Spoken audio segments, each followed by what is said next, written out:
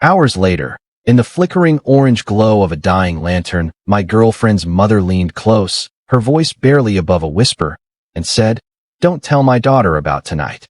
In that single moment, everything shifted. I realized some storms don't just bury roads under layers of ice and snow. They bury secrets, vulnerabilities, fears, and the quiet, unbreakable strength we show the world while carefully hiding our breaking points from the people we love most. Before we continue this story, take a second and look around you.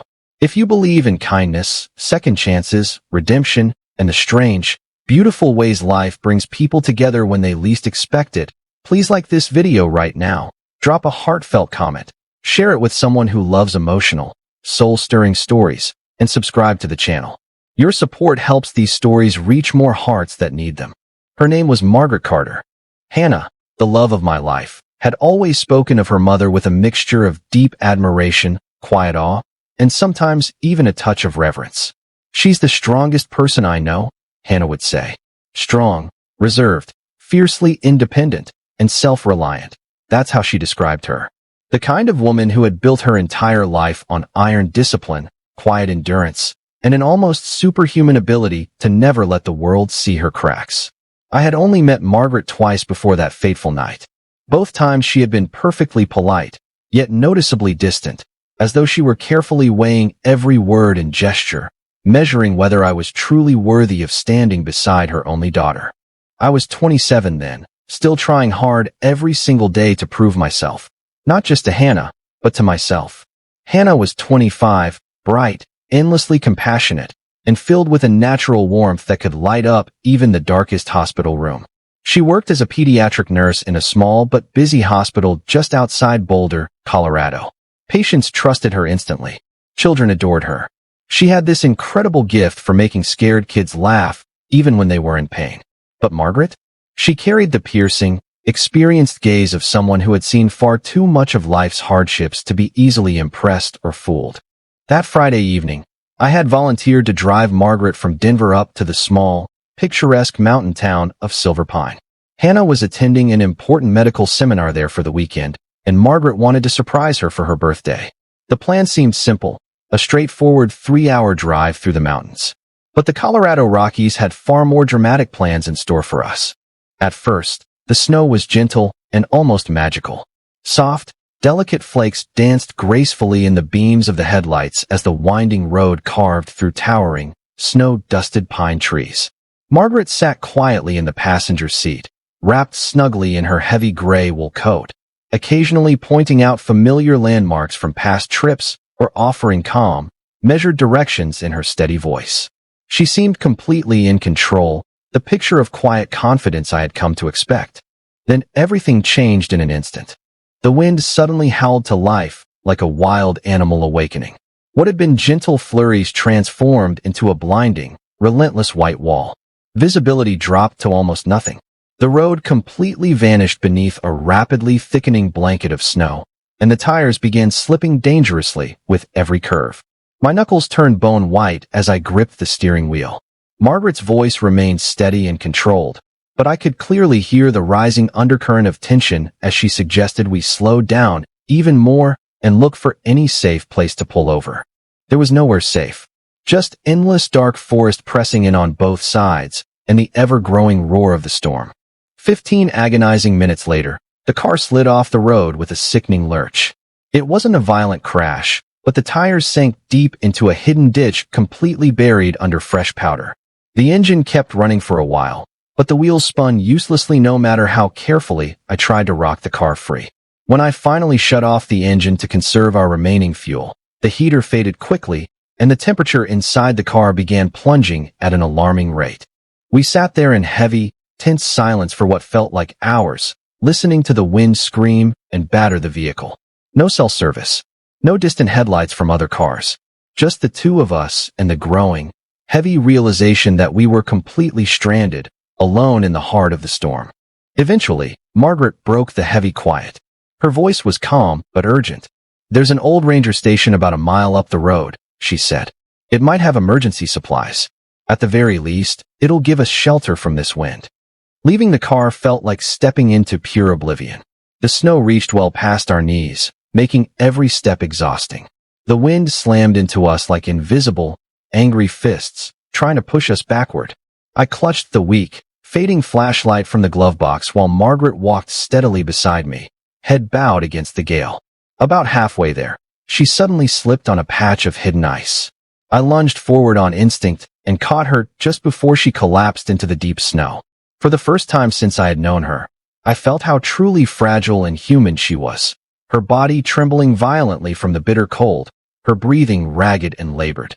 We finally reached the small wooden ranger station, half buried in massive snow drifts. The old door groaned loudly as we pushed it open. Inside was a dusty, basic room containing a rough wooden bench, an emergency lantern, and a small iron stove. Working together in exhausted silence, we managed to light the lantern and coax a small, but life-saving fire to life using the dry wood stacked neatly against the wall. Warmth slowly, mercifully crept back into our frozen limbs and faces.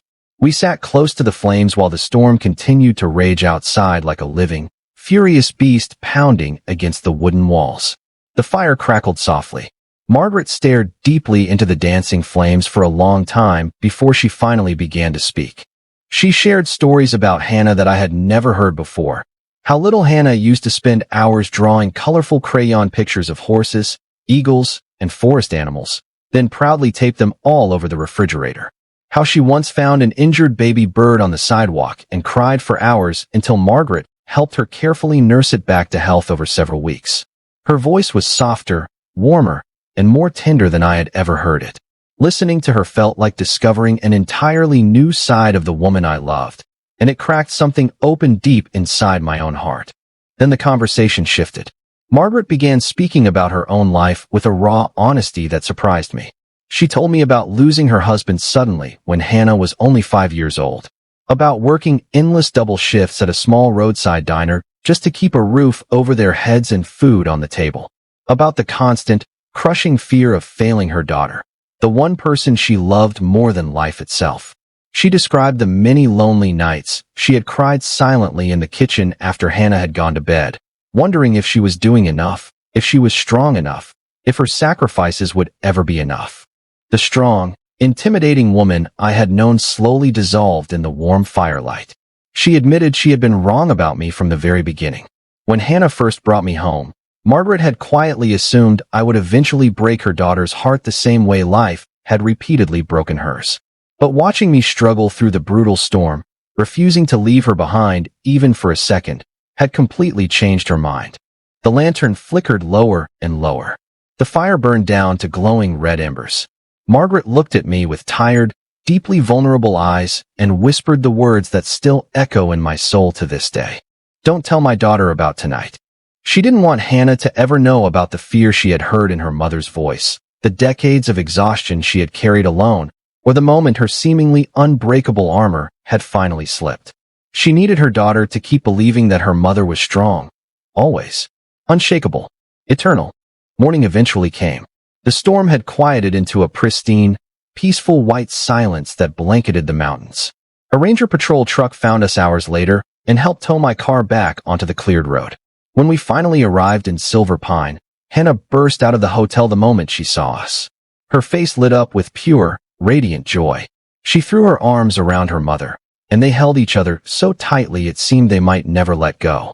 Over Hannah's shoulder, Margaret gave me a small, knowing, grateful smile, a silent thank you and a shared, sacred secret between us. Years have now passed since that unforgettable night.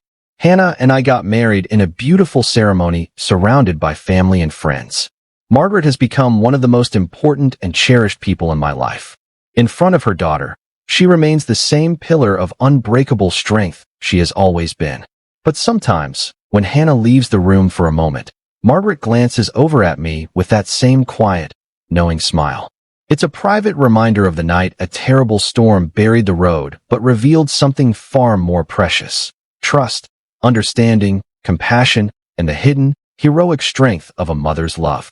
The night the snowstorm swallowed everything in its path, it also uncovered a deeper, lasting truth, that the most powerful stories are often the ones people survive in silence, without anyone else ever knowing the full weight they carried.